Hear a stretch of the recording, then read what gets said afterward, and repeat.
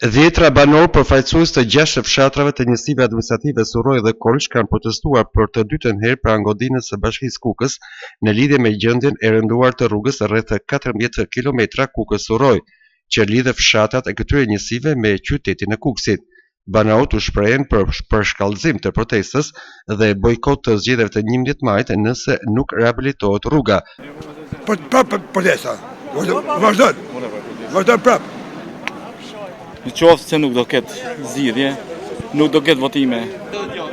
Po bëjmë një protestu, jemi 3 njësi administrative, Kolsh, Surroj, Arën, që na lidh një rrugë 14 km gjys. A kupton? Këtu jemi diskriminu, jemi gënjy nga të gjithë. Nga mungesa e rrugës, shumë familje dhe fëmijët kanë shumë vështërsi për t'ikur në shkollë.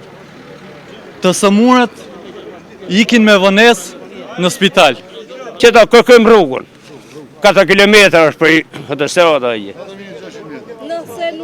Nëse zërgjirim, do të dalim në të sërata, i madhe i vullë, familjerisht do të dalim, këtë, cugena, 6 fshatna. Tu për të njënë, bëmëvejnë shkatë rrugë. Ndërkohë, një grup e banorësh u takuan me kryetarin e bashkisë Albert Halila, i cili banorëve sipas bashkimshalës përfaqësues ju ka bërë të ditur se bashkia nuk ka mundësi financiare për ndërtimin e rrugës, por ka filluar procedurën me Fondin Shqiptar të Zhvillimit për përballimin e financimit. Kryetari tha që mundësitë financiare të bashkisë, projekti është rreth 4.1 milion euro, mundësitë financiare të bashkisë nuk ekzistojnë, por unë kam filluar procedurën me FZHN për ta përballuar këtë financim dhe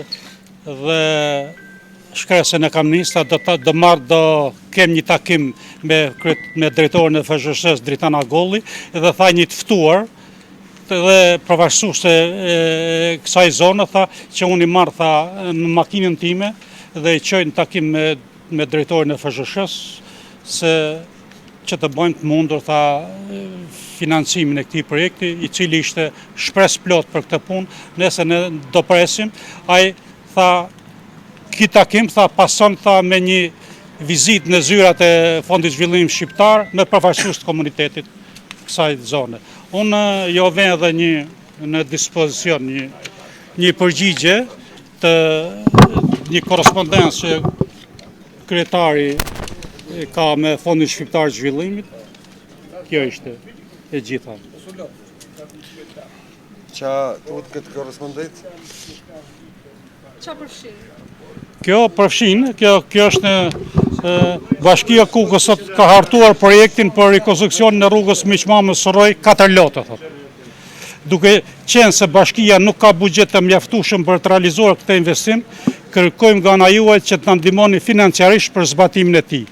Vlera e investimit sipas premtimit është si më poshtë. Loti i parë, loti i dytë, loti i tretë, loti i katërt që është me 4.1 milion euro. Rruga Kukës-Surroj kalohet me vështirësi për shkak të gropave dhe terrenit malor dhe është në gjendje të degraduar gati prej 30 vitesh.